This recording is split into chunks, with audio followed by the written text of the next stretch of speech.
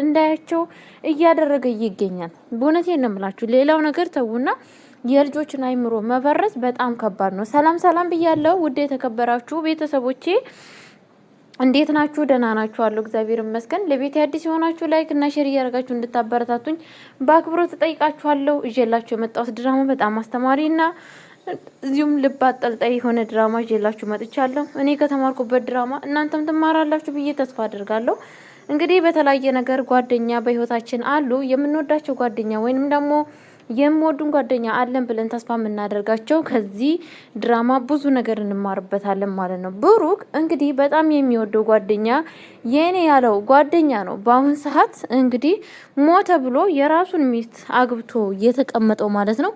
እሱ ካሁን ሚኪ ምንም ነገር ለእንትና ምንም ቦታ የለውም በእርግጠኝነት ማለት ለተርሲስን የሚወዳት ብሩክ ብቻ ነው። እሷም የምትወደው እርግጥ ብሩክን ትወደዋለች እንጂ ስትታይ ከእንትና ጋር ምንም ቦታ ያላት የምትመስል ልጅ አይደለችም ማለት ነው።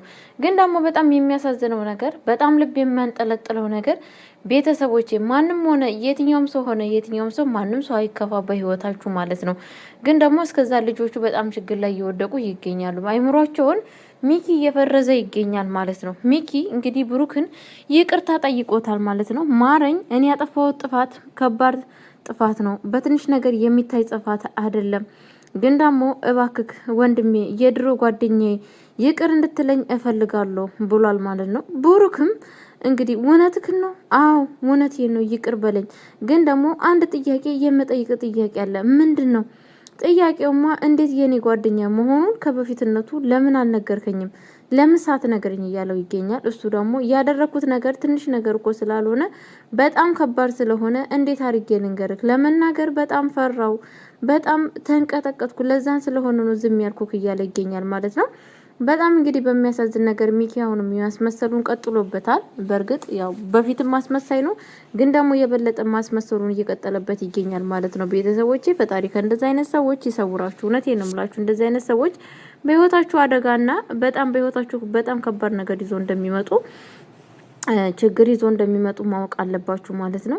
በአሁን ሰዓት ብሩክ በጣም ነው የሚያሳዝነው። በዛ ላይ እንግዲህ ብዙ መስዋዕት የከፈሉለት ቤተሰቦቹ ቤታቸው ተቃጥሏል። በዛ ላይ ደግሞ እነሱም ብር ይፈልጋሉ። ግን እዚህ ጋር ደግሞ ተርሲስ ብር ለሱ መስጠት አልፈለገችም።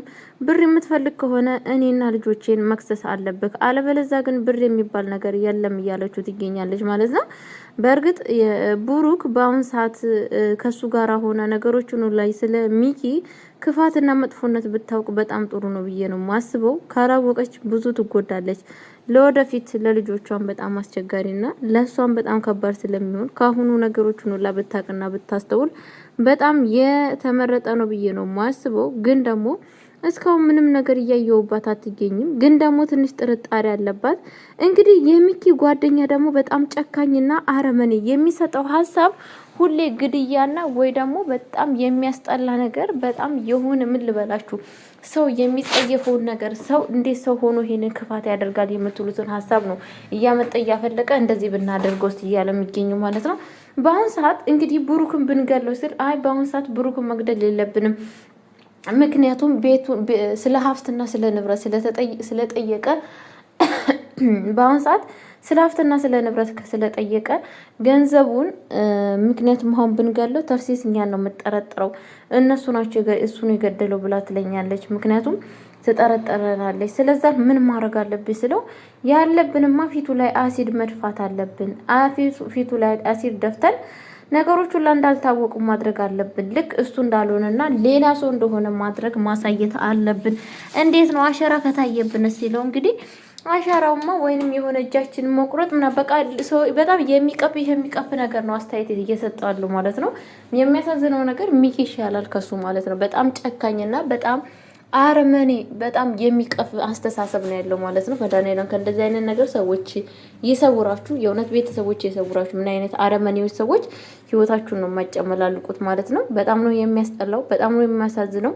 መድኃኒዓለም ፈጣሪ ልቦና ይስጦላችኋለሁ ቤተሰቦቼ። የምለው ነገር እንግዲህ በእንደዚህ አይነት መንገድ ይገኛል እና ቤተሰቦቼ እንግዲህ ተርሲስ ካሁኑ ካልነቃችና ካሁኑ ጎበዝ ካልሆነች በኋላ ነገሩ ተበላሽቶ ካወቀች በጣም ትጎዳለች ብዬ ነው የማስበው ማለት ነው። ቤተሰብ በጣም ኃይለኛ ጉዳት እንደሚደርስባት ነው የሚያሳየው ማለት ነው። ልጆቹም እንደዚሁም ልጁን አሁን እንግዲህ በጣም መጥፎ መጥፎ ነገር እየመከረው ይገኛል ማለት ነው። በአባቱ ላይ ቂም እንዲዝና ወይንም መጥፎ ነገር እያሰበ እንዳያስብ አድርጎታል ማለት ነው። ቤተሰቦቼ ብቻ በጣም ነው የሚያሳዝነው እና ቤተሰብ ለማንኛውም ለቤት አዲስ ሆናችሁ ላይክ እና ሼር እያደረጋችሁ እንድታበረታቱኝ በአክብሮት ተጠይቃችኋለሁ። ከዚህ ድራማ ብዙ ነገር እየተማራችሁ እንደሆነ ተስፋ አድርጋለሁ።